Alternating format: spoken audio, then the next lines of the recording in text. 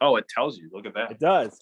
All right, welcome back to another edition of the Forts Athletics Life and Coaching Podcast. I'm your host, Charles Inferna, and I have a very special guest with us tonight. Tim Miller is one of the first athletes that I ever coached at SUNY Fredonia in 0405, and he survived to tell the story of those first two crazy seasons that we had. But Tim, thanks for taking the time.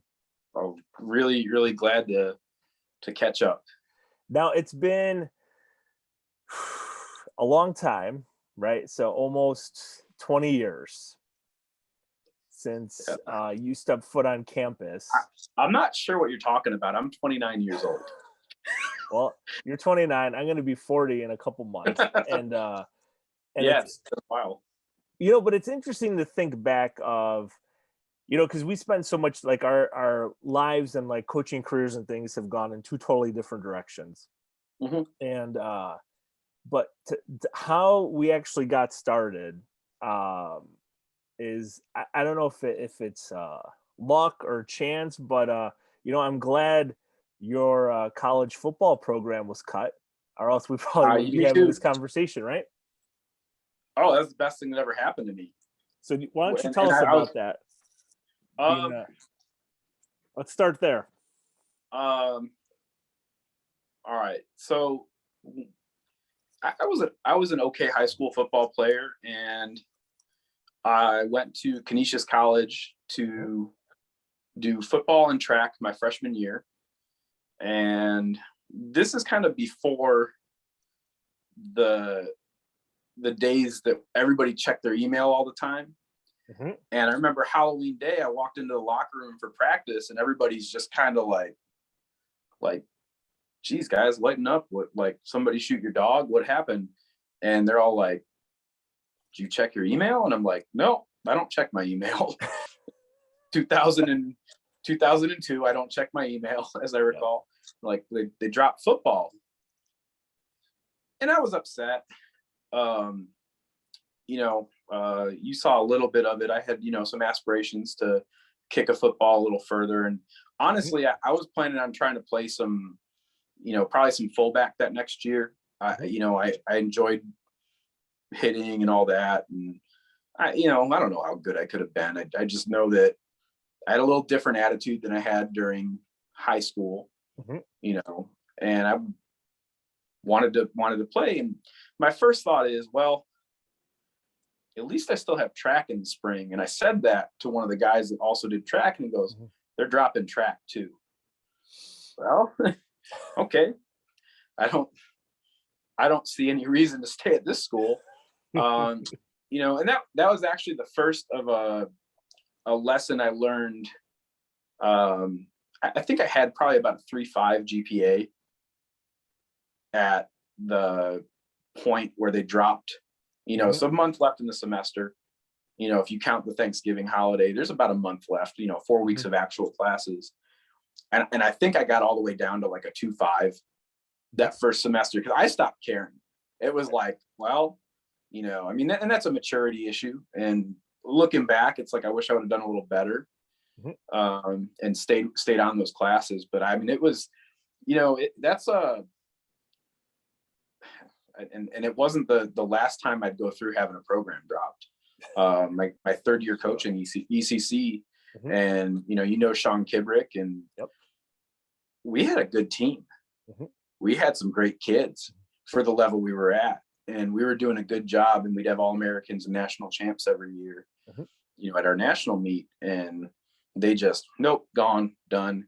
And I'm just like, it's deja vu. I've felt this before, and it's terrible. So, I remember, though, being able to draw from it and say, like, you guys need to do well in school still. Like, this sucks, but you stay with your classes and do well. Because I completely withdrew, without withdrawing at that point. I did the same thing. We're actually, it's funny we're having this conversation about class and grades, because I think what's old, I don't want to say is new again, but expectations about coursework, and I think mindset has changed a little bit. Like, I went to Fredonia.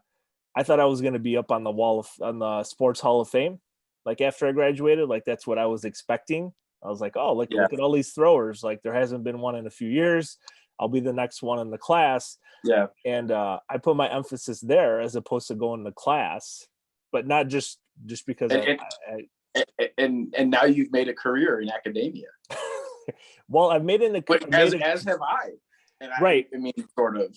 Well, I mean, we both sort of have, and it's funny because I share the stories about, I got a letter from Fredonia the summer between my sophomore and junior year saying that if I didn't get my grades up, they would not allow me back, one, to campus, and then two, if I didn't turn it around that fall semester my junior year, I'd be out of the education program. So I didn't really have much of a choice because there wasn't really anything else. Like I was too deep in education. Like I really didn't want to let my parents down, even though I intercepted that letter. I don't know if they ever really found out or if they ever, I'm sure my mom did. I don't know. I'm sure I probably got a letter that I never opened that's in a dumpster or a, landfill somewhere. Well, it was, you finish what you're saying. I had a similar experience there. Mine was addressed to me and I opened it up and, my parents were working. I was at, the summers in between school, I worked at Kodak. So I worked on the night shift from 7 at night to 7 in the morning. So I was able to get the mail. It was addressed to me, basically outlining the expectations moving forward. So that fall semester, I didn't really do much different besides earn better grades in my education courses. But then that summer between junior and senior year, I stayed on campus and retook 2 classes so I could student teach in the fall. I didn't necessarily throw any farther per se, so that was wasted effort. But I think like back then, I don't want to say like how do I word this? Not that it meant more to compete, but like I was really proud to like wear the Fredonia jersey. Like I would skip class to go to practice. I would skip stuff to do track related things. And with our athletes today, like we were engaged in some discourse about competing this weekend. So we start finals on Monday. We have a meet Friday, Saturday, and where's the meet? So we're competing at Utica. So we're entered at Utica. So from Alfred to Utica, I don't know, maybe like a 3-hour drive, something like that. Yeah, that's a haul for New York. It's not for Texas, but that's a haul for New York. Right. So the expectation would be to leave Friday because it meets early on Saturday, so the kids will stay overnight, compete Saturday, and then come home Saturday. And we had a few athletes that decided that they should study because they have finals on Monday. And the athlete, the 21-year-old me, the 21-year-old me would say, yeah, right, I'm not going to study. Like I didn't, I know. I didn't do anything all semester. Why put such an emphasis when I could get an extra track meet in? And I don't know. It's just interesting from, the things that we saw and that we have seen. I mean, you've coached Olympians, so it's a totally different, mindset or outlook at that point when you're a collegiate student, and then you're representing your country in the Olympics in the same summer, as opposed to, athletes maybe not having, I don't know, like it's just interesting. Like I would sacrifice a couple hours of studying to get another meet in, but that's me. I can point to one specific instance where I didn't choose track. And that would be that and you may remember this, I may have missed practice one time on March 17th. Yep. That's probably the only time. I probably made some similar choices right back in the day, but practice was the best part of my day. There was probably a few other handful of times that, I made choices as a 21 and 22-year-old that 21 and 22-year-olds often make. They are what they are. They make you who you are. Right. If you don't learn from them, then that's the tragedy. But that's the only time I can think of where I just completely blew off practice. I love being at practice. Looking back, I think if you gave it to me over to do again, I would love being at practice so much that the other 22 hours in a day would feed what was going on at practice.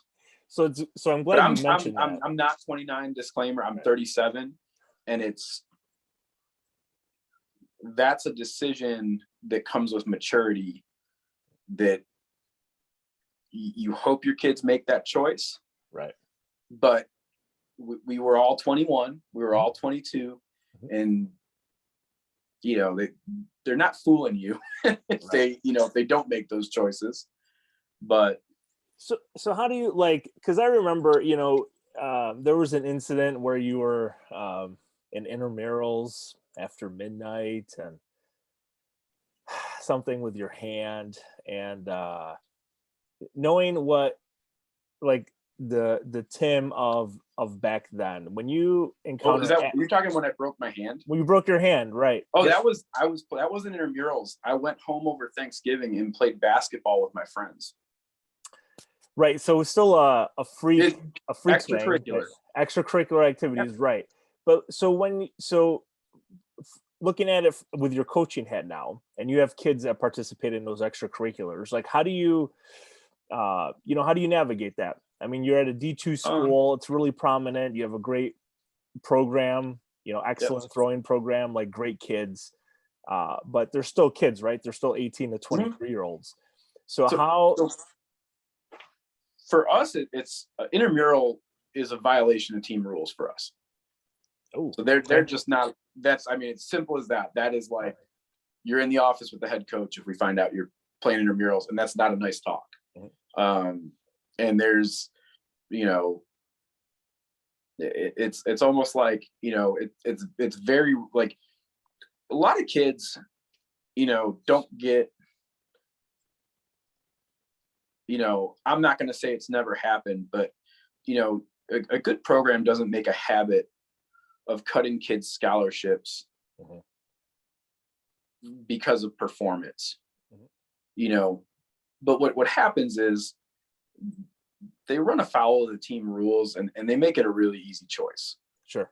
And there's always, and I think how it is too, that a lot of times when you see somebody, that's really struggling and it's gosh, I thought that person would have done better, and I'm not talking about, I just didn't PR by as much. I'm talking about hey, they were good. Now they're doing really bad. Proof's always in the pudding, I'm lucky. My whole group works pretty hard. That's not something that, that they reflect well on me. They make me look good. They work hard. They follow the rules. They do what I ask, for the most part. They make me look good, but that kind of stuff, looking back, I loved playing basketball with my friends back then. I would say I turned it into a positive because I think I squatted every day till I got back in January. And I remember, I'm not going to say I gained, I think I was 205 when I left. And I couldn't get up like I could in high school. I couldn't grab the rim or anything like that. And I remember weighing in when I got back and I was 220 pounds. And I'm, for those of you at home keeping score, I'm I say I'm 5'9", but I'm not quite 5'9". And I remember coming back at 5'8" and 2/3 and 220 pounds. And I remember that first day of practice and my cast was off. And I remember jumping up from a step and I hung on the rim and I was whoa, I was squatting, ATG, almost every day over break. And it paid off. It was some of it was food weight. Some of it was, was weight gained in the gym, but I really went to work. So I don't think that was as much of a negative as it could have been. But yeah, it's stupid to go play basketball when you're a member of a team. Well, it's not good use of your time. Right. But that was, for me, that was how me and my friends got together when people were home from college. Well, so the social aspect of it, I don't regret it at all. I regret that it happened. Well, as far as the dichotomy is, so there's such a stark contrast between D2 scholarship and, the athletes that I've coached, right? Like, you were a non-scholarship athlete. You turned out really well, I think. Debatable. Well, career-wise, I'll ask you in a second, but it's interesting because a majority of the athletes, this is only my second year at Alfred State, so a majority of the kids really they come for the program and they just happen to throw in high school, or they may have thrown in middle school, and it's something, it's to join a team and be part of something on campus where, there really isn't Greek life on campus. There wasn't really Greek life at NAS, and, kids just showed up. Fredonia had, I had a roommate that pledged Delta Chi, but it's not like, it wasn't like Animal House Delta Chi stuff, Delta Chi, but I think it's a little different. And you alluded to that before we hit record, that when we met this weekend or over Thanksgiving, when we were at Lee's place on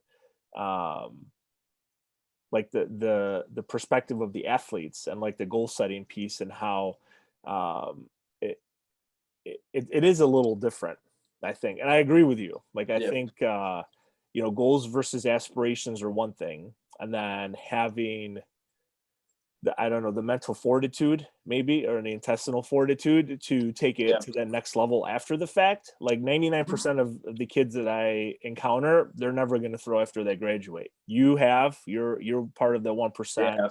Lewis, Galvin, Jen Galvin did, I think, for a year or two. Julia, but 4 out of 75 kids, that's not.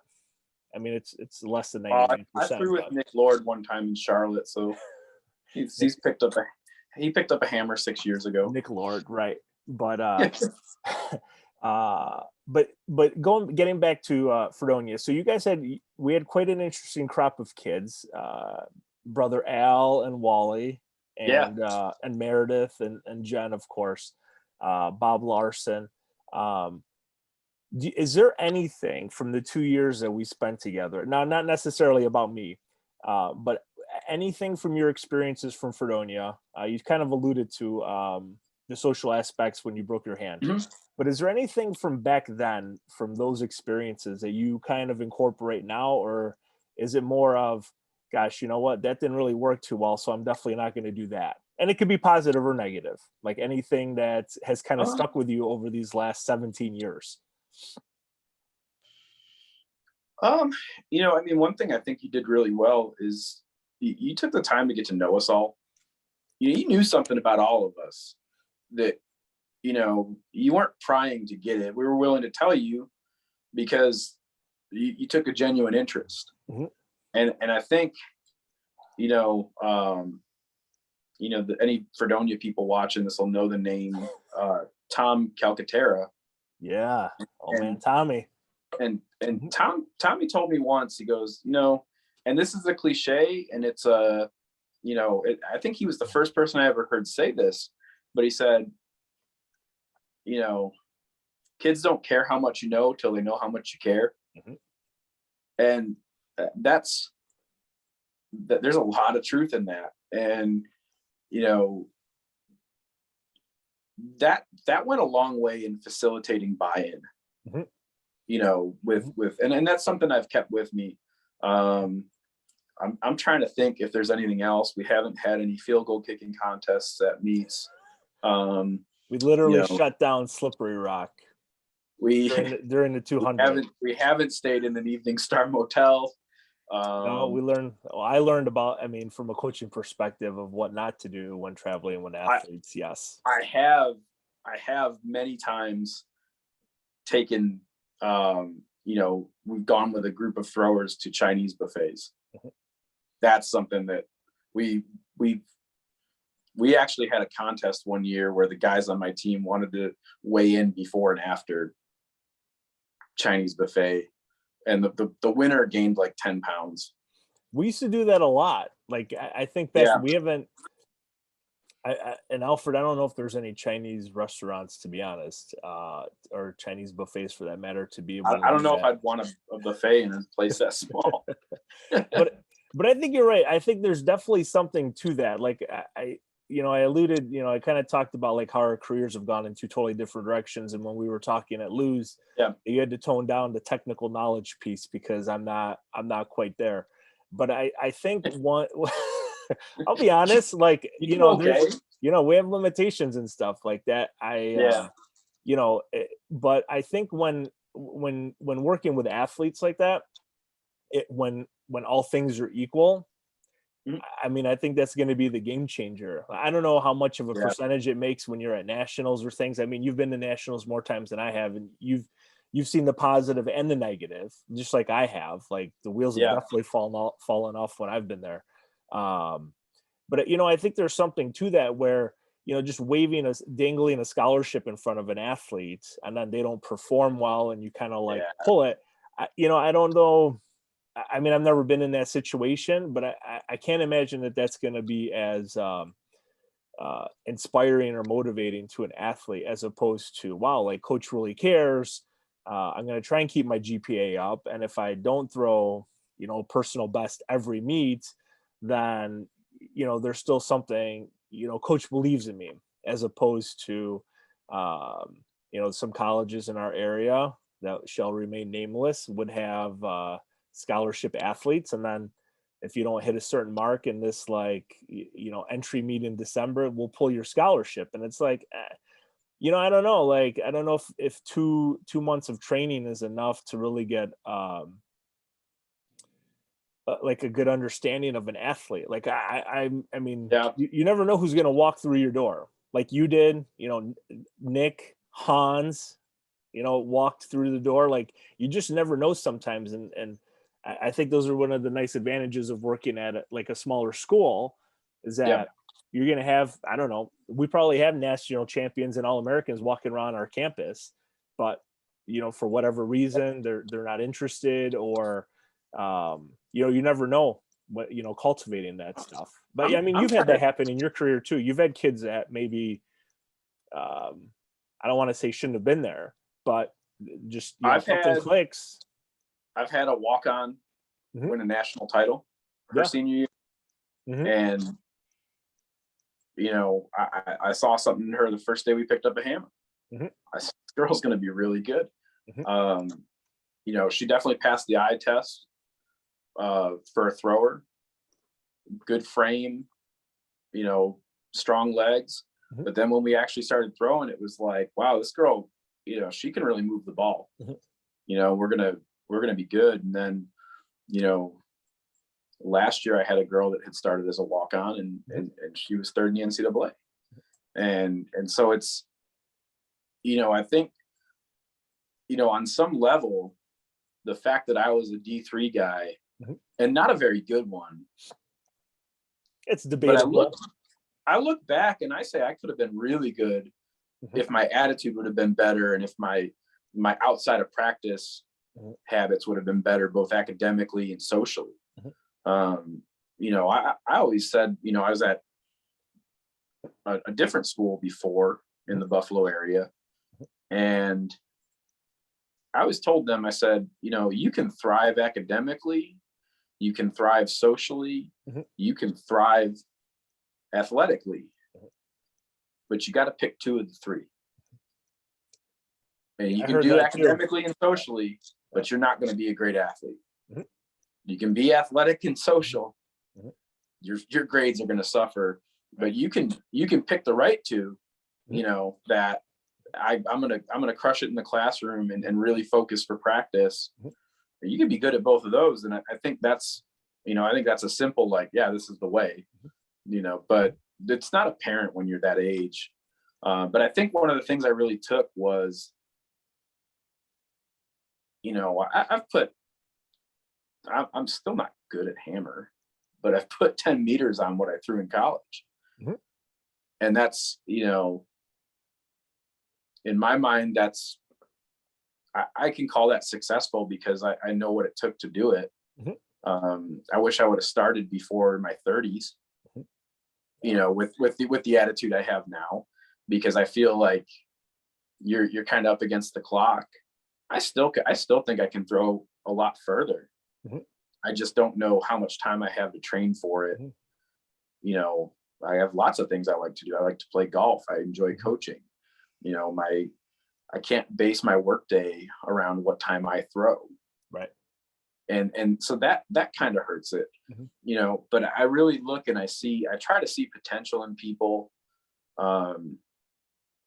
at every level. And I mean, not to say, I mentioned 2 athletes specifically, but I have, I think the world of most of the people I've coached in my life.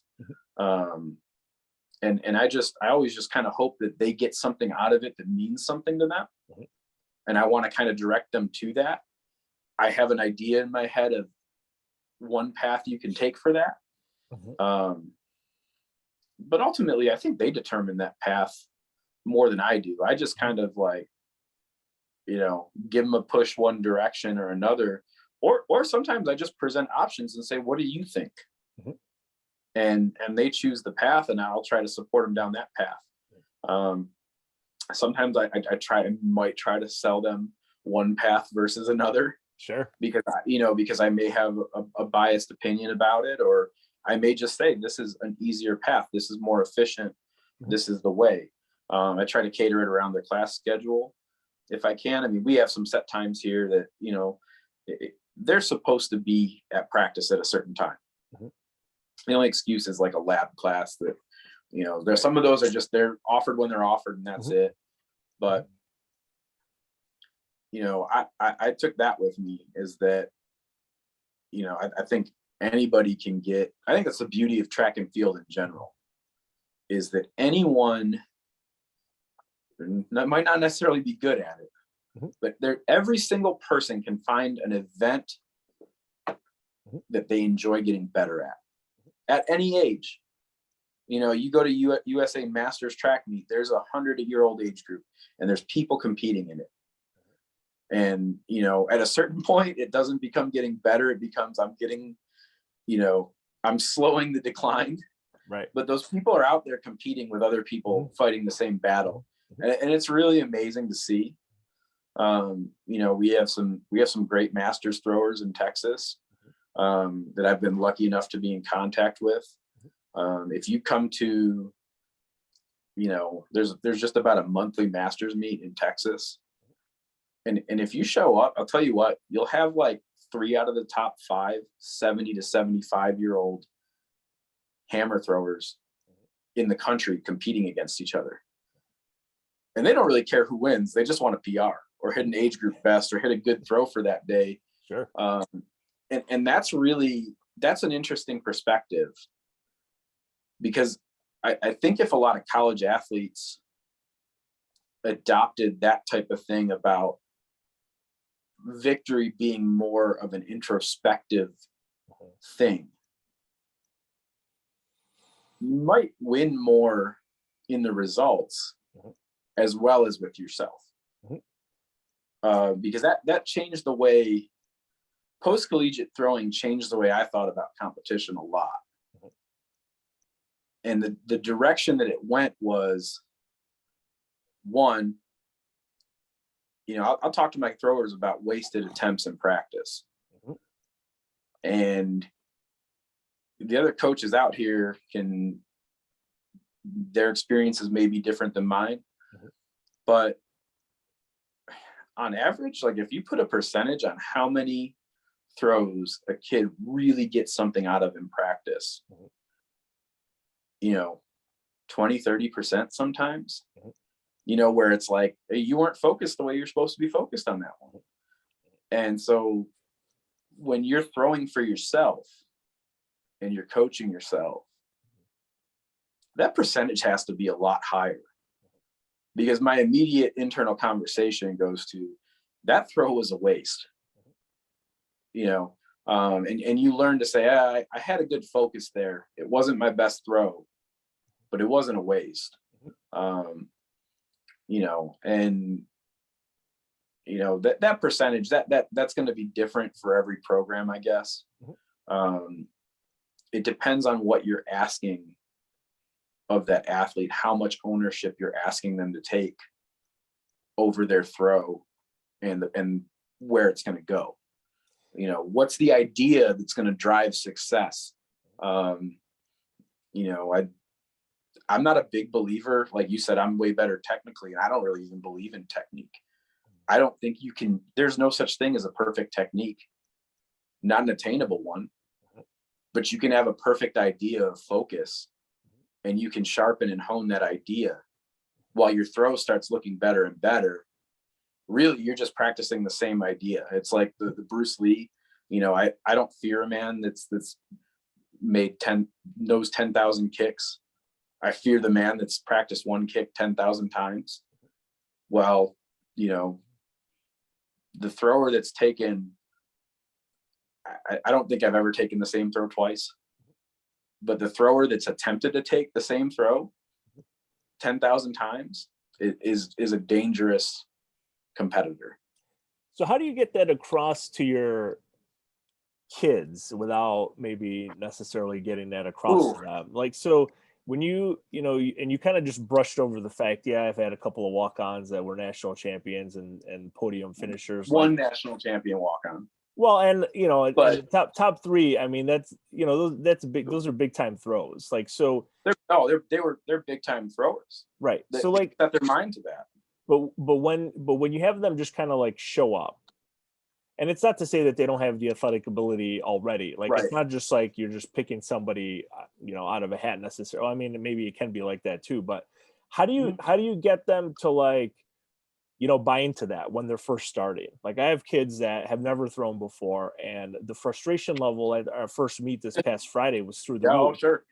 And it's difficult for me to sit sometimes, you know, in the stands with them as, you know, tears are streaming down their face, and they're not able to really, like, articulate what, like, what they envisioned a good performance being, because they didn't have, you know, realistic expectation of what Right. throwing far is, or, you know, coach, I threw horrible. Well, what's, like, horrible? Like, is it last, or is it a distance, like you mentioned? And, you know, the tell me more technique has worked for me. You know, basically it just exhausts them to the point that they've told me everything. And well, I don't think anyone's going to watch it or anything. So I think we're like already 40 minutes deep here. So they're not going to get that far into this, I don't think.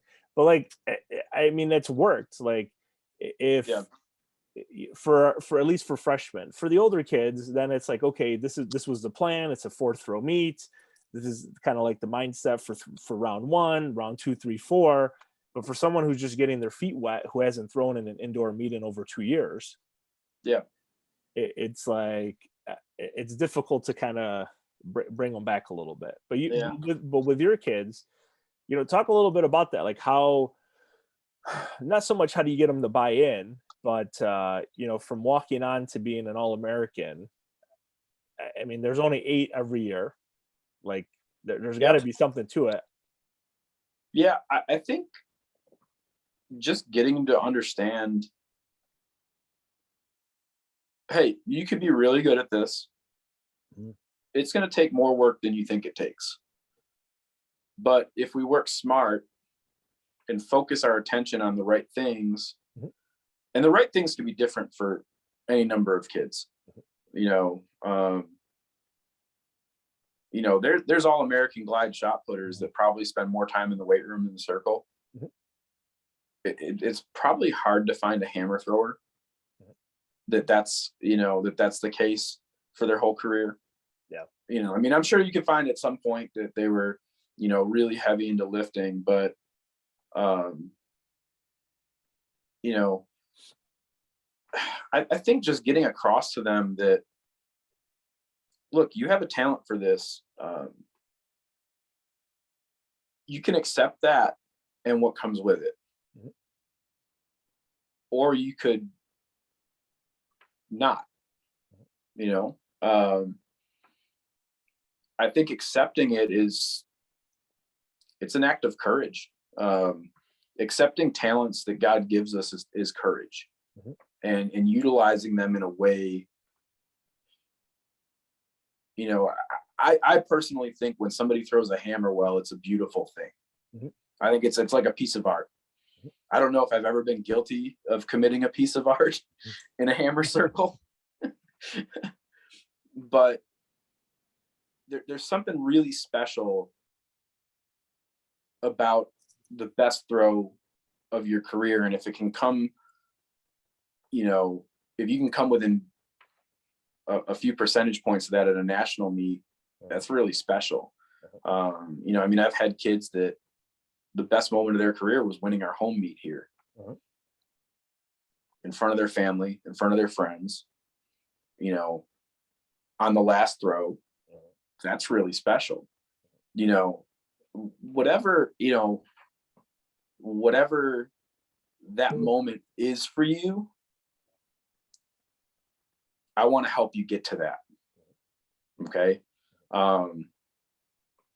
But again, I guess it's different for each athlete. I mean, you know, finding something that they trust me with and then kind of taking that and running with it and building along that, you know, it you know, starts as a little footpath and then you start building a road. And now, you know, the bigger the road gets, the more communication it can handle. And you know, that this is a tough question because I think the answer is different for everybody. But I think one thing I try to communicate is like, look, I have all the patience in the world for like throws that are worse than you can even think of. So like, I'm not going to get tired of telling you to do this better. If you can focus and do what I'm asking you to, I promise you'll get better. But you got to embrace the suck. You know, you're going to be bad at this for a little bit, you know, in a lot of cases, whether it's changing to rotational shot, you know, learning hammer throw, learning javelin throw. You know, that probably doesn't happen as often in discus because you know, I feel like most people don't pick up a discus for the first time in college, but a lot of them do those other three things. They, you know, rotate for the first time, or the weight throw, or hammer throw, or javelin. And just knowing that, hey, I'm going to have a ton of patience with this, maybe more than you. And you know, you the thrower, not you the you're a patient coach. But I think just getting that across, like, hey, I'm not going anywhere. Like we're going to get better at this, and just trying to communicate that. We've had I had a couple of athletes this semester telling one of our freshmen, like, oh yeah, I hated the hammer my freshman year. I wanted to quit. But then I started, like, all of a sudden there was like this one moment where it started to make sense. And, you know, I decided to stay with it. And, you know, I mean, some good throwers said that. And, you know, I think just having that built into your program too, is having some prior success be able to help along those younger ones as they learn it and come in and say, look, everybody hates this at first, but you could be good at it. And once like 2 or 3 people start believing in you, it's hard not to believe in yourself. You know, it's like, I mean, really, and I think just cultivating, you know, I mean, I didn't have to do much cultivating with that. My group here is very supportive of each other. They cheer each other on. They, you know, they do some really good things. You know, we're loud at meets. We're cheering for each other. It's a really good crew. And I think just knowing that, like, there's a bunch of other people in blue and gold that have my back, that means a lot. You know, that means a lot. So I think there's a lot of factors that go into that.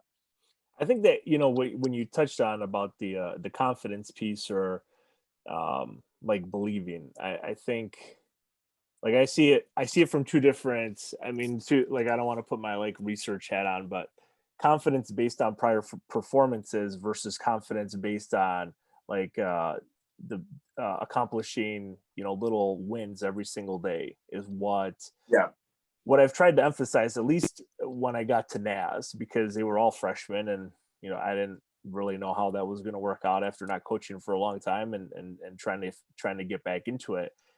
As opposed to you throw really well one week and maybe you have this false sense of security, even though practice might not have gone well. And then you show up at a meet and maybe you underperform based on whatever your expectation was or what your reality was going to be.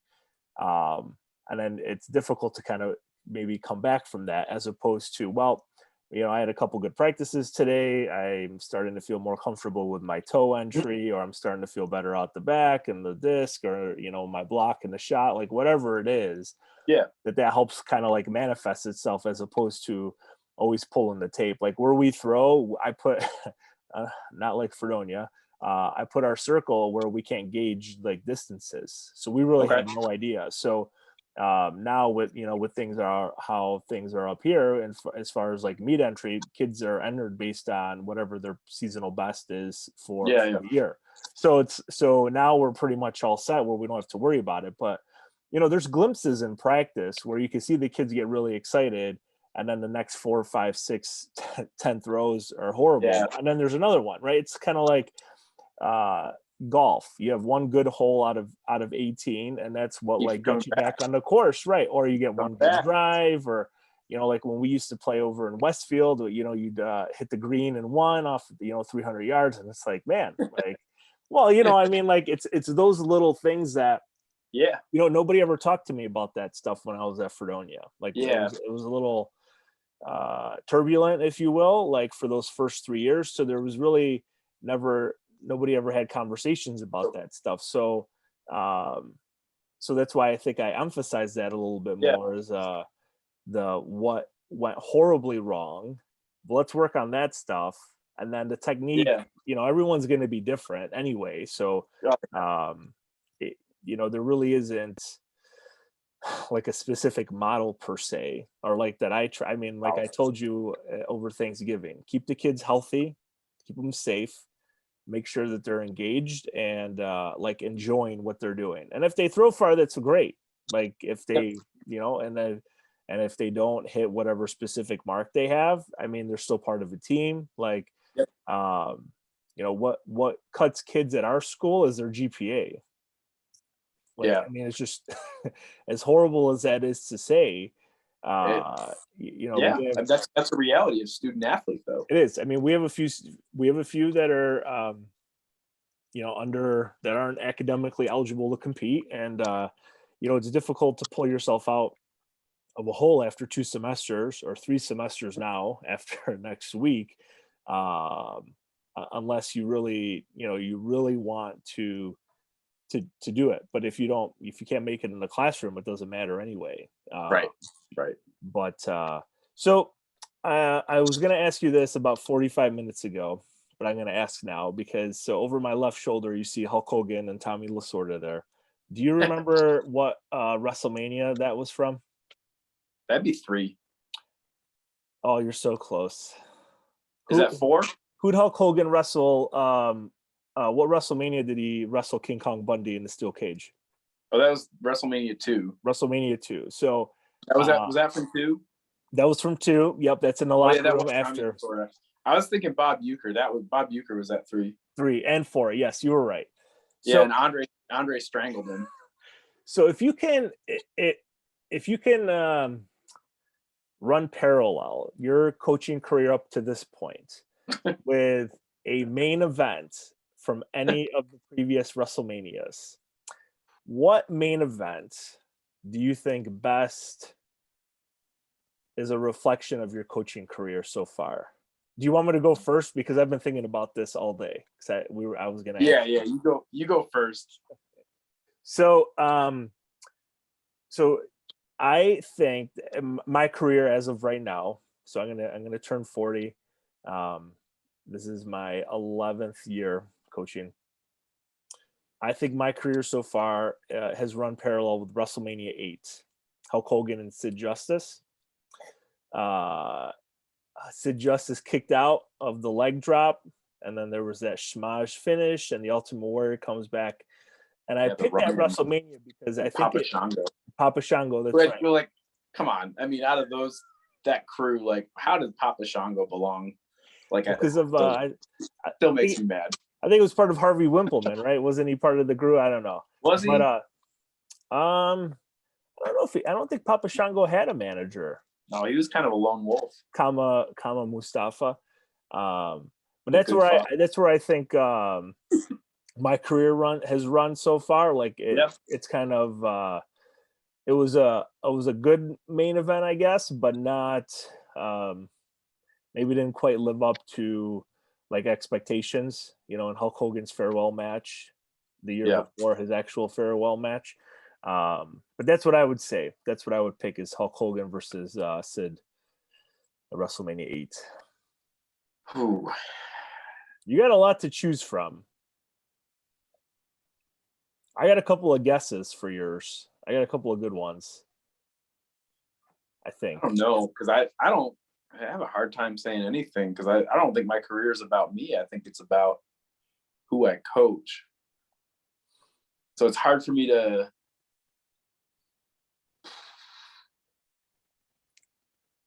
Well, what if we pick if you can't pick one specifically, how about like a decade's worth? So like maybe between 1 and 10, 11 and 20. Oh, I mean, I have a lot of weird analogies that I use for coaching. Like, so I'm gonna go with like that awkward time after Hogan left, and they tried all the weird gimmicks. Mm-hmm. But those didn't work. I've had my gimmicks work. Like, oh man, there's some really, bad ones, but like it's crazy because like I think the bad gimmicks stick out in my mind. And it's like, sometimes I try to spin an analogy of what I want them to think about in their throw, like just something they can't possibly forget. So like, you think about like, oh man, like Bastion Booger. It's like that guy was so bad that you couldn't forget him. He was so terrible. And like Max Moon, Aldo Montoya. I'm trying to think like those mid 90s guys there. Just those mid 90s jobbers that like Vince tried to like, oh, this guy is gonna be like, what are you trying to do? Like just put him out there. Like, why this guy's not from outer space? Like he's not an actual robot. Like it's craziness. I haven't used, but I think I make weird analogies. Like they were so bad, but they stuck in my head as like somebody I remember. So, that's. I don't know if I've ever used a wrestling analogy with this group of kids. I do try and use analogies from like other sports that they played in high school to kind of get them to think about like a certain position. So I have a lot of swimmers, a lot of like football players, soccer players that when we're talking about like specific positions, and it's not really like technically based at all, but I think that's the best way. Well, like if technique is what's happening, right? Not what you can have like a technical focus, like I want to get my right leg wider out of the back on the discus, but like you can just make that happen. But like it's not, I think I mentioned this before, it's not microwave instructions, right? Like it's not 1, then 2, then 3, then 4. Right. It's like if you're going to go to discus practice and work on a wider sweep, go sweep wider and don't worry about the rest of the throw. And when you find the right idea that started clicking something, get really good at that, and then add back the rest of the throw when you get good enough at that you're doing it right. And that can you can accomplish that through drilling. You can just throw. You can visualize that. But like if this is a deficiency you've identified in your throw, go fix that part of your throw. Don't worry about it's like I'll say sometimes like I didn't, hey, I said fix your right leg. We'll use the right leg as an example. I said fix the right leg. I didn't say fix the right leg and try to throw as far as you can. Mhm. You know, like you're not willing to sacrifice any distance to get better at this. Mhm. But you can't get better at it then, because you're not risking anything. You're trying to do what you want to do, not what it's going to take to get better. And being able to shut that other stuff off, I think that's a big thing too, is like when people are learning, they don't, you know, like, you know, you got a good group there and you've coached some really good people. Probably would help them to listen to you. However, you think about like what they're doing, and they're trying to do what they always do in addition to what you're asking them to do, and that's just not going to work as well as if they just focus on the thing you're asking them to do. And I think that's tough for not just beginners, but anybody, like, especially if, I mean, we haven't had any athletes like transfer in or anything, but like actually honing in on something, because we're so young and so new, we really haven't spent too much time like actually honing in on one specific thing. Like we'll warm up and we'll do specific. So like, for example, yesterday, there's specific drills for kids based on what happened at the meet. And then they looked, you know, much better in practice on Tuesday than they did in the meet on Friday. But then that tells me, okay, so we blew you up doing these drills, and your technique looks, you know, 100% better. What happened on Friday then? Because I know those drills for 20 minutes didn't piece everything back together. Like there must have been something else happening, and that's where I think right, and that's where I think it's really, really fascinating, because we have two guys that are pretty decent weight hammer throwers, and you know, the one last year was a freshman and he came from high school where it was one turn or two turn grip and rip basically, but you could do that with a 25, right? So last year we're like, okay, we're going to do a toe and three, because this is where I see you going. You already have great technique, all these different things. And when we came back this fall, I was like, well, we're going to try the same thing with the weights. You know, we don't have a conference, indoor conference meet that we have to, you know, try and win or peak for, or anything like that. Right. So we'll try and throw the weight like we're going to throw the hammer outdoor, you know, and sprinkle in other drills and things like that. Yeah.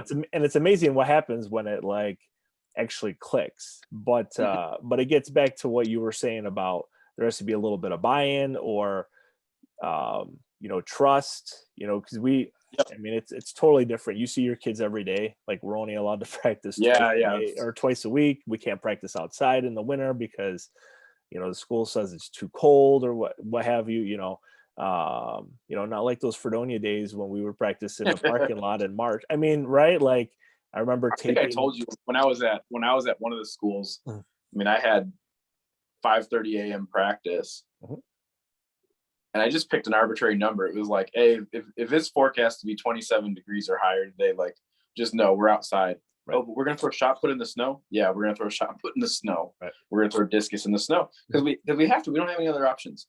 Right. And that was like, okay, you know, like this is what we're gonna do. And if you know, I don't want to use the word survive because it's not, but like if you make it through that training and you still want to throw something, well, you're gonna get better. Because there's a mental toughness to putting yourself through that, you know. And it's like I would always tell them, like, you know, you think it's bad being out here throwing, like try being me where you're not even moving around. I'm just standing here shivering. So I'm willing to be out. You need to be willing to be out here. Well, you know, it's interesting that you mentioned that because I was going to ask you, like, with you know, we're kind of pretty familiar with Fredonia, and I talk about, you know, them and podcasts and things all the time and stuff. And I wonder if that was part of. It was probably inadvertent more than anything. I don't think Doc or Coach Ulrich did it on purpose to have throwers throw outside, even though there was a field house built in 1984 where all of our national champion throwers are throwing the weight outside of, you know, off the sidewalk and things. But I wonder if there's something to that, is that you know, the athletes that set the tone, if you will, I don't know, before, well, they just threw outside, so we're going to throw outside. Like my freshman and sophomore year, we threw outside, even though there was a field house. Like our meets, we would throw the weight off right outside Dodds. They would put a circle down. You would throw. Fortunately, there was somebody that was retrieving. I mean, there's a parking lot there now, so you can't do it. The outdoor weights. You were throwing the outdoor weights. We were throwing the outdoor weights. The one that I used to throw at Cornell, but I may have one of those. I have one of those too. I may or may not have that one from Fredonia still in the garage. May or may not have one of those brass weights. Yeah, but I mean, like, it's just interesting how, you know, you get out of it what you're going to put into it, but you can. I mean, you don't need a field house or. We went through it this past year at nationals. We were at Grand Valley State. That's in like Allendale, Michigan. Mm-hmm. It's on the. I think it says in their airport, like the other West Coast. Sure. You know, because they're on the West Coast of Michigan. And, you know, in May, you're not guaranteed good weather in that part of the country. I mean, just like, I mean, look at the 1 year University of Buffalo hosted NCAAs. I mean, that was bad. It was terrible weather. And, you know, you got to be prepared for whatever, right? Somebody's going to win the meet. Right. Somebody's going to have a good performance. You know, and at a championship meet, you know, I talk all about this like individual stuff and connecting with kids, but at the end of the day, it's a team sport. We're talking a scored meet. Somebody's going to win. Right. You know, I had some kids last year that, you know, it was like 48 degrees and like cold wind in Michigan.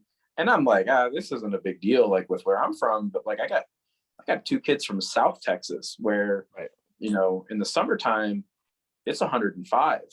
And you know, it could even be humid in some of those spots. You know, you're talking 67, 70% humidity and over 100 degrees. That heat index gets up around 120. Right. Okay. And you don't think about this, but it's like now they're in an environment where it's literally 70 degrees colder. Where you're located, 70 degrees is a warm day. Here, it's a cool day. Right. And so they all showed out. They did it. You know, I had a discus thrower get 8th place at his first national meet in 48 degrees and a tailwind. And he just went and competed. And he had the mindset like, I'm gonna beat these dudes. I'm gonna show up, and I'm not gonna use, you know, where I'm from as a crutch, even though this weather doesn't ever show up where I'm from. And the same thing with, you know, some of my other athletes that are, you know, the ones from Texas. You know, and it's like, like I'm still gonna throw far, you know. And I think that mindset, you know, that's something we actually talked about this year is, you know, one of them has already said to me, like, we need to throw when it's bad weather more often. Like we can't waste a bad weather day by just going inside. Like we need to practice during that time because, you know, we're in Michigan again this year. I need to be ready for how bad the weather's going to be there. Yeah, I agree. I don't disagree. If you're going to be out there, I'll be willing to be out there. You know, and there's a fine line. Like I noticed, like when I first got here, and by here I mean Texas in general. It's kind of the same at all the schools I've been at in Texas. You can't push them too hard in the cold weather because there's a point where you accomplish nothing. And you could have gone inside and accomplished a little bit is better than nothing. You know, I kind of have a rule of thumb with that though, that like, I tell them like on those days, if we're going to go outside in this, get a few throws, you learn one thing and let's go inside and lift where it's warm. But you got to learn one thing today, you know, and you take that mentality, got to learn one thing. And it's like you go to a meet like the national meet in the cold weather. It's like, hey, we got to do one thing right. We got to do this. And it carries over. So what do you think about then with like, you know, because in that situation, like that's really drastic. Like for the kids in the Northeast, you know, if it's 50 degrees, like most of our outdoor meets are 50 degrees. Yeah, they're not nice. You know, we've had meets in the beginning of May that there was still snow on the ground or it was snowing still. But we like practicing that all the time. So when you show up at a nationals, I mean, that's it. Like, you don't necessarily have to PR to show out, but you have to do something. Yeah. What do you think has helped like your athletes just as in general, like either where you are now, where you were before, like to like understand or grasp that concept that you don't need to PR at nationals to podium, you don't need to PR to win, you just need to have whatever, cues that you would give them. Like how, like, is that a conversation you have well in advance, like when they hit the auto mark? Is it okay? No, D2 doesn't have auto marks anymore. There's only provisional now. So is it the top so what is it this year for D2? Top 20 indoor? So D2 has a number, like this is how many athletes are in the meet. So each event may vary. Okay, so you might have 18 guys in javelin, but 21 in the hammer somehow. You just that's just kind of how it is. That's interesting that you never know that they do that. You never know till the selection, right? It is what it is. I try not to worry about things I don't have control over. But something like that, they would take, I mean, just for 2 flights, you would assume that they would take at least 15 kids, right? Or 18 or 16 kids. Yeah. So like I'm trying to think, like, the COVID stuff changed a lot, whereas like, I think we had as low as like 13 in some events. I can't remember exactly how many were at nationals last year, but I mean, some of the events had like, I think 13, and then like the most they took, it was like 17 in an event. And I want to say normally it's like 17 or 18, maybe even, 19. It's like between 17 and 24 maybe is normal. Yeah, Jen was she was the last one out her senior year, and that would have been indoors 05. I think she was 15. Yeah. But and it was the same thing back then, where if you had if the weight thrower was like 19th, but they were 12th in the shots, they'll take all those weight throwers, because everybody the shot putters they're already going to be there. Yeah, right. You would think for D2 they would have like a hard, like this year, I think for D3 indoor and outdoor, I think it's 20 indoor, I think, don't quote me, and then 22 or 24 outdoor per gender. So I mean, that's for me, for 2 of our kids who are on the cusp outdoor anyway, I have a pretty good idea what the 20th person is gonna be, right? Or if they hit 55 meters in the hammer, you're probably gonna go to nationals. Yeah, you don't really have that luxury, I guess. Yeah, so I have a couple methods, and I think this starts like as soon as you start. Okay, you have a very different group than I have. We use the tape measure every day. I think one of the best ways to raise your performance, right, and by that I mean the totality of your performance, is I think it's easier to bring the lower limit up than it is to raise the upper limit, because once you bring that lower limit up, that you give yourself a lot more room to grow, because you raised your average performance, and like if your PR is like, let's say that 55 meter hammer, okay, and this is another thing I do. So we face the tape measure very early, very often, and it's like, you got to face your bad days, and you need to grow from them. Failure's built into my program. You have to fail sometimes. I get into that for, as we talked about, I could write a book on that, actually. We'll save that for the next one. It's already past my bedtime here. So, so the other thing I do is that there's this wonderful thing called TFRs, and TFRs is unbelievable, especially like from us from the Stone Age that didn't have like I said, I never checked my email in college.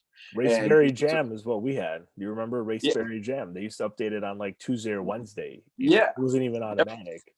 Yeah. So TFers, you can look at every performance that person's ever had. Okay. So what I do is I make an Excel sheet and I put their top 10 in every event that's like significant, so if they're a disc shot person, I have their best 10 indoor marks. I have their best 10 outdoor marks. I have their best 10 discus throws. And I'm not talking about throws like, I threw, 51 meters that day. And my next best throw that day was 50.75. Nope, 51. That's it. That's that meet. If your next best throw is 49, and then, your 10th best throw is 43, well, I can make it real simple for them and say, you really want to get better, start knocking those crappy throws off the bottom. 43 is a good discus throw, depending, where you're. I'm not saying that's but I'm saying, if you have the ability to throw 51 meters, 43 has no business in your top 10. And so if you can start raising that top 10 average, there's a guy I coached my first full-time coaching job. And when I got him, his shot PR was 1589, and he threw it one time his freshman year. His average throw was about 1525. Okay. I got him off of football. One semester, his PR was 1735. But if I looked at his top 10, okay, the 10th best was probably like, a low 15. And 15 was underachieving for him. And he'd tell you that too. Well, he had one more year of eligibility, and we took a guy that had a 1589 PR coming into his, spring semester, and his top 10 average turned out to be 1696 just for outdoor throws. That's a huge improvement. Okay. He never PR'd after that first year. He hit an indoor PR, and that was a big deal. That was like a 6th round, past 2 guys at the conference meet. That was like, got him to the indoor national championship meet. That was cool. But like, man, 1696 average when 1735 is your best for your top 10, that's really good. You are a reliable, consistent, dependable guy, and your top 10 shows it. And that's really good. He's a 3-time conference champ, 1-time All-American. So, I think there's some efficacy in doing that, in facing the tape measure early and often, but that depends on the level you're at. Like you had said, like, you had some tears in the stands, and it's like, at a certain point, the tape measure might not help everybody. Right. It might be a discouraging factor. But I think the sooner you can look your bad throws in the face, the less often you see them.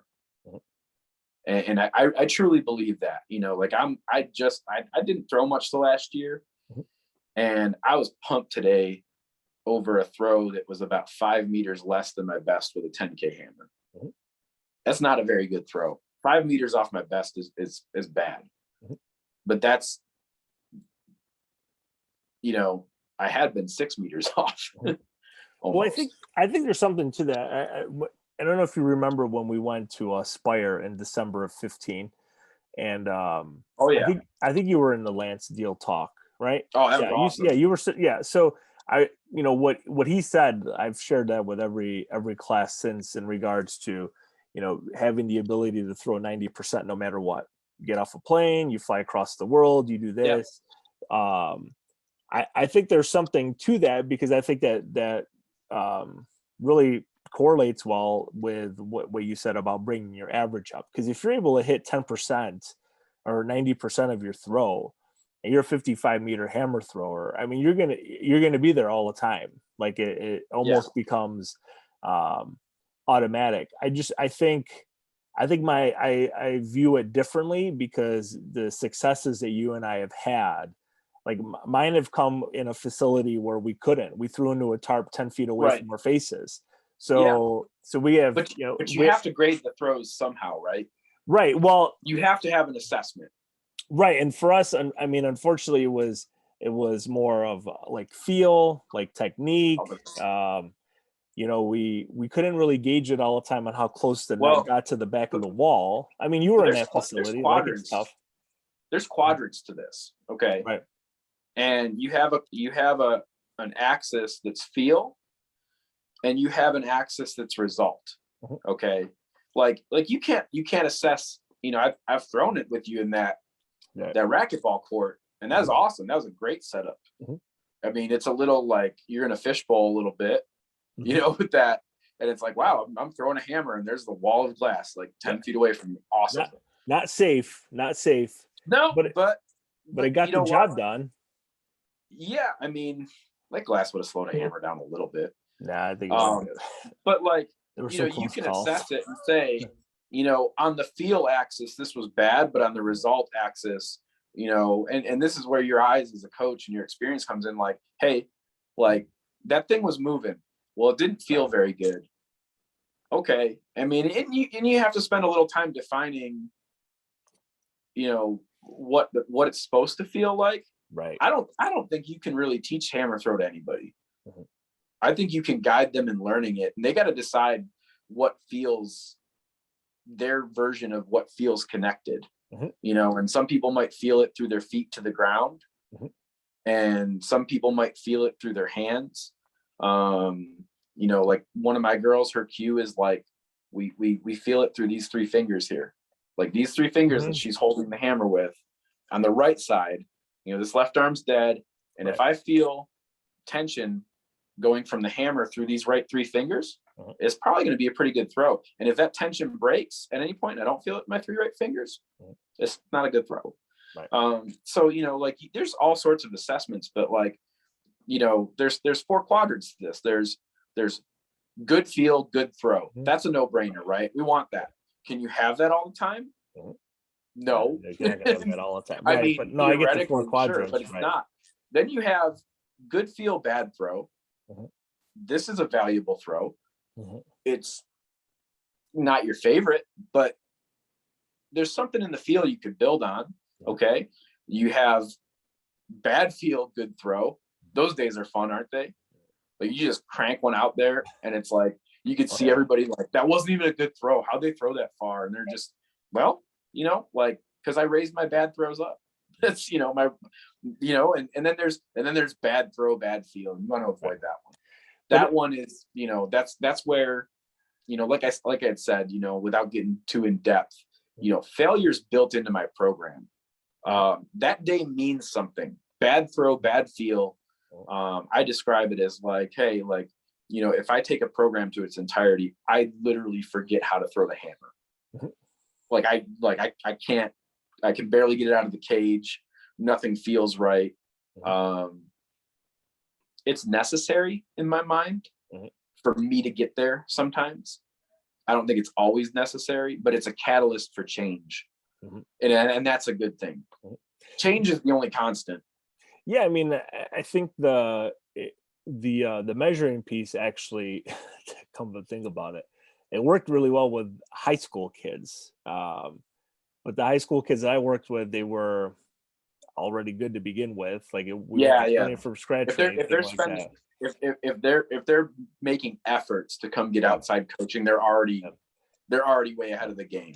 But I think when we were outside at NAS, we did for most of the kids, we tried the range throwing. Like that worked really well for Lewis, Brandon, Tyler. Oh yeah, great stuff. But we had a 60-meter thrower and a couple of higher 45s, and then in the 30s, right? That's some really good D3 throwers. But even like the range though piece, if you have a 30-meter thrower, I don't know, they just don't have the technique yet, or they don't have like the technical prowess to use something a little bit more sophisticated than, all right, let's get a feel for this. Like these are your first 100 throws. Like I don't even think any of my kids have taken 100 throws yet, like this fall semester. So I think it's going to be, I think it's different. I mean, it's different for everybody. Different everywhere you go. There's different challenges everywhere you go. But like it's funny you say, well, this kid only throws 30 meters, and I'm like, well, how far does a 6K go? How far does a 5K go? Yeah, I don't think there's such an answer as too light. Right. I think there's an opportunity, like your brain needs to experience you seeing something go far. Right. Within reason. I mean, I could never do that though. Like, I don't know. I don't know if I just never spent the time, or I just wasn't, like, my technique wasn't able to facilitate that. But I don't think I could ever get like 6K, 14 over 60 meters. Like, I just couldn't do it. Yeah. But at 18, sure. Grip and rip, baby. Right, grip and rip, right. But that, I mean, I'm feeling the after effects of grip and rip now. Oh yeah. At 40, so it doesn't, that's why I try and avoid that with our own kids. If you come back though, you're officially a masters thrower. Like, I'm still sub masters. I mean, I'm going to turn 40 in February. A couple of years ago, so the COVID year, I was actually entered for Masters Worlds. They were going to be in Toronto, and I was going to compete there. I was going to be 30. I had a lot of friends that were registered for that too. I think I was 37, 36. I had just turned, 36, 37. I was going to throw in the 35, 39 age group. With my goal was to make the finals. So the Masters Worlds before that, I think the finals was like 52, 53, 8th place. So that's what I was, what I was going to be gunning for. But at 40 now, like, I can't justify now flying across the world to take 3 throws, like, unless we go to Euro Disney, or we go visit family in Spain or Germany. Like, it just at your stage, yes. Like, I would do it. At mine, that's another thing. It's not going to work. Beautiful about Masters athletics, right? Is like, you have an opportunity. Like, for one, every meet I compete in becomes special. Mm-hmm. Because one, there's just not a whole lot of college meets that I have the ability to throw in. Right. You're not going to throw like kids. Yeah. I mean, it's like, one, I'm not going to compete. I don't want to knock one of them out of finals. Right. That's not something I want to do. I think I could throw in like a last chance meet. Mm-hmm. But a lot of times, like, I'm stressed out at that point to the, and training kind of falls off at that time of year. We went to, I threw at an indoor meet a couple of years ago, and I fouled like a big PR weight throw, that would have been, something that if I knew I was capable of that in college, I just would have. But I think that's the hard part, is like, I didn't really know what I was capable of. And that's as much on me as it can be. I just think I had a mentality like, oh, well, long throws, I'm not a good thrower. Those aren't for me. And I don't know where that attitude came from, but it was my attitude. And it was just like, oh man, that guy throws really far. I can't do that. And I can do that. I can beat a lot of people. Well, and, actually, but every meet's special now. Mm-hmm. And, I've had kids from other schools coming like, you're competing? Like, that's awesome that you're like throwing against your athletes. Mm-hmm. And I'm like, yeah, you should see how mad I get when they beat me. Because I don't and I'm very, like I remember, like, I fouled out the last indoor meet I did. And like, it was the distance to get into the finals was like, I should have been in this final. And like the one I fouled was like almost 3 meters past the cutoff, mm-hmm. Of the final. And I was like, I wasn't really upset that I was losing to people. Mm-hmm. I wanted those 3 throws, right? Because I was gonna go for a big. I was ready to PR big. Mm-hmm. But like, you can, that was like a mid-season, moderate field size. Like I said, finals wasn't that hard to get into. But like, as a Masters thrower, that's mm-hmm. like, you give me a chance to meet some college kids and have, like, that's my Olympics, like that's the mindset you take of it. And you can, because I don't have a conference meet. I don't have a team. Right. I need to, one perspective I got to keep is my throwing is not more important than my kids throwing. I have to keep that in perspective. I'm not sacrificing their success so I can throw a hammer a little further. Yeah, I wish somebody would have told me that. And that's my rule. I mean, it's also my head coach's rule, but it's, that is my rule. That is not, that's not something I'd be okay with, whether it comes from the top or not. That's just not okay. They're the priority. We're not, we can't do that up here anymore. They don't take unattached throwers for some reason. Like, I don't know, like it's interesting because when I graduated, it seems like there were so many more. Oh, there's tons. Like Empire State Games was a big deal. And, you had some pretty good throwers up that way that were post-collegiate, and there's a tight-knit community, right? Like, you look at, and there's kind of a Brockport coaching tree, right? You got Paul, you got Ed, and Jesse was up there throwing, and it's like, there's no way Paul's not letting Jesse into a Rochester meet, right? And you threw against those guys. Like, there's no way we would, if he wanted to come to Fredonia and throw, there's no way we wouldn't have let him in there. But I think though too, looking back at that, like there was a little bit of a community here for that. Like, yeah, I remember, I've joked about it on Instagram and things, but 07 Empire State Games, I finished 4th at, I don't know, like 55, 56. That was Binghamton, right? No, at the tryouts. We were at Brockport High School. Okay. And the year before, I think I made the team with Jesse, the 06 season where I medaled at the U of R. I think I made the team at like 51. 08, I think I went. Yeah, you and I went at 08 when we were at Binghamton. Yeah. But yeah, I mean, there was I was an alternate. Paul Rose wasn't able to go. Yep. And so I got through we threw at Aquinas High School. Do you remember that's where the tryout was? But there really isn't there isn't that anymore around here. Like there is down here, and that's the beauty of it. And I don't know if there isn't up here just because, like, Jesse, he threw it at 2 trials. Like, I know now but he's been in North Carolina for a long time. Jake Basher used to throw. Yeah. A Brockport guy. He lives in he's in Buffalo. Dom Gonzalez is another Brockport guy that's downstate. Like he would throw.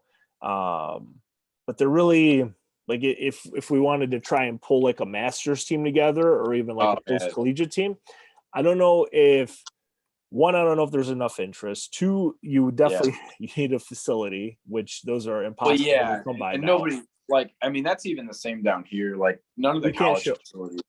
We can't show up. None of the college facilities even want you practicing there now. Down here, there's a pretty cool place called Atlas Field that one of the Masters throwers, and I mean, I was there for it. It was really cool. She's a world record holder. She's got the world record in the women's 60 to 64 discus. Which, I mean, it's pretty amazing. Her name's Carol Finsrud. And she has a field that hosts meets. And if it weren't for that, I'd get to throw once a year to meet. If my travel allowed it, like I could throw probably 12 meets a year down here without ever going to a college meet. Right. I mean, between different events, like they don't all have hammer. Right. But, that field is, I mean, it's a huge advantage for masters throwing down here. And, there's people that come to those meets from all over the country. And, some international people come that I think they live here, but they're, they represent a different country at Worlds.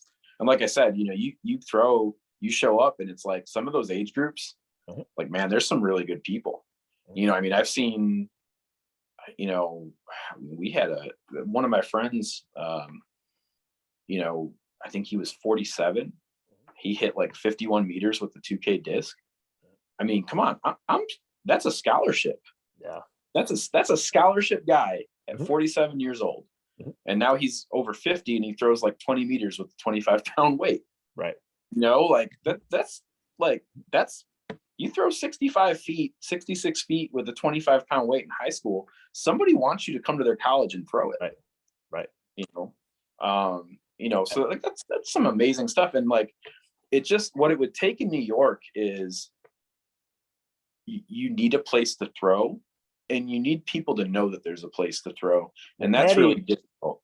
Patty has a place downstate, but he's more between Albany and New York City down. I don't know if he's in Newburgh or like but he's got a good kid group, crop of throwers. Rudy throws, right. Tyler Williams. Like there's a great group of but it's not specific to Masters. It's not specific. It's not specific to Masters.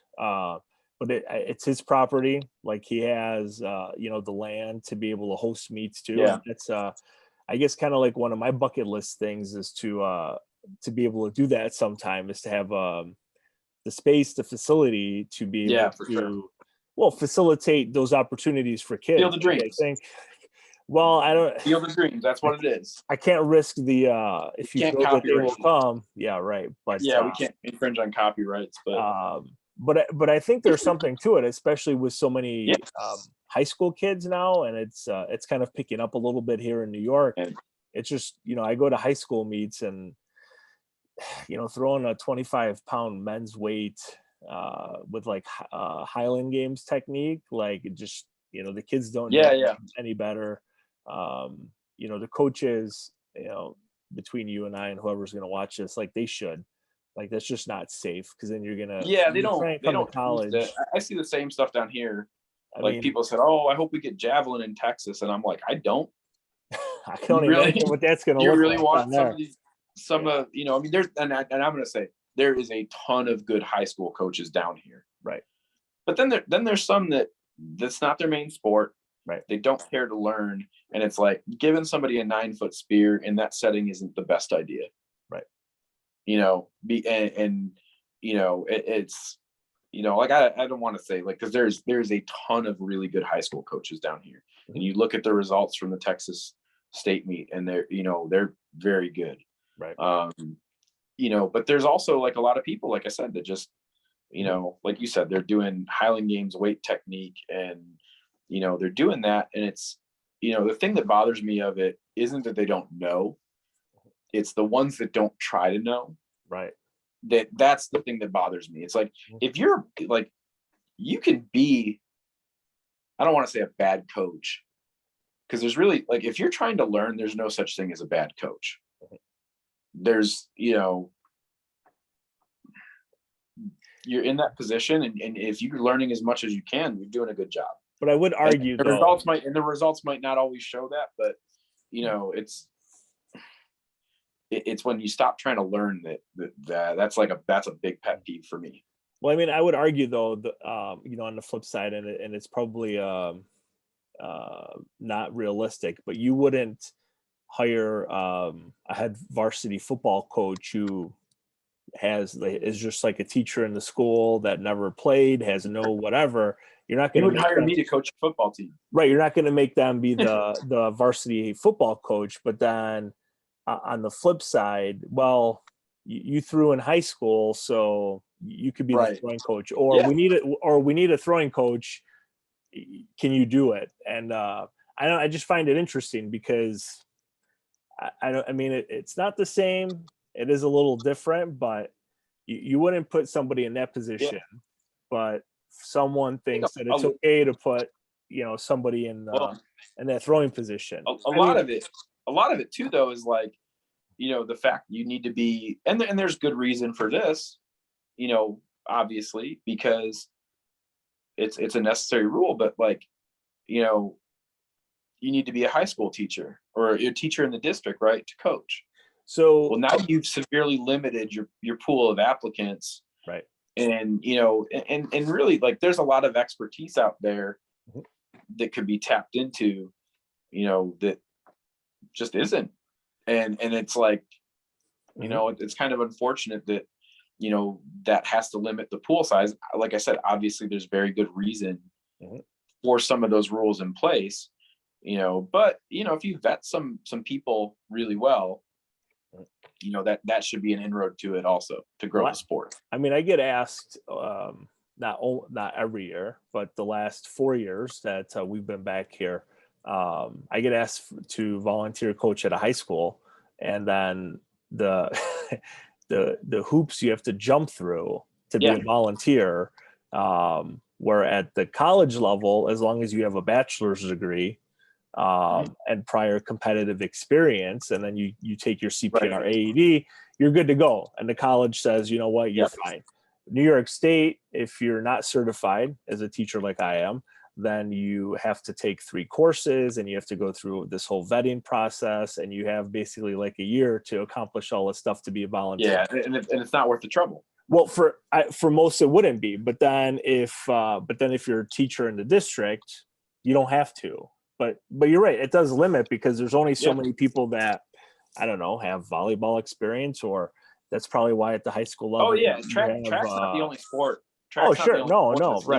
Right. But I mean, but I think that's why that you have such like longevity in certain coaching positions at a high school, because when I was in high school, the best indoor coach, I mean, he's arguably the best coach that we had in school. He worked at a furniture store, and he came as a part-time gig, and he was a head track coach, and numerous D1 scholarship kids and all this different stuff. And then a couple of years after I graduated, the district decided, no, you have to be you have to be a teacher to coach.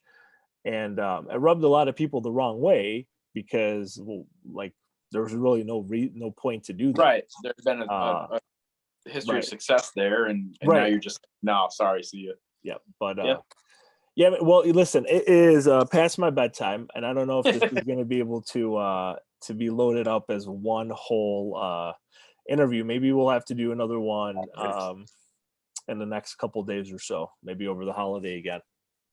Yeah, we could do one live from Sport of Kings restaurant. I'm like, hey, you know what? That's actually, I will have to figure out how to do it live through Zoom, maybe like through YouTube Live or something. Instagram Live and record it. But Tim, thanks the time. Jeepers, man. Thanks for the time, of course. And we'll continue this conversation another time. I appreciate it, man. All right, take care. Bye.